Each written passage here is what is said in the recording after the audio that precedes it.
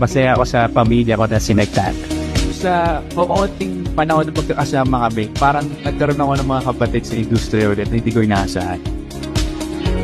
Married na ako, sinagtala ko si David.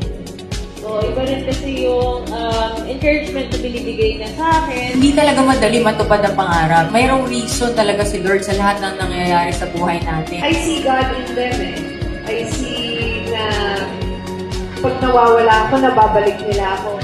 Pero napakaganda reminder nitong pelikula na to kasi napaka-importante pala na huwag kang susuko. As filmmaker of this film, I would dare tell all of you, I will not disappoint.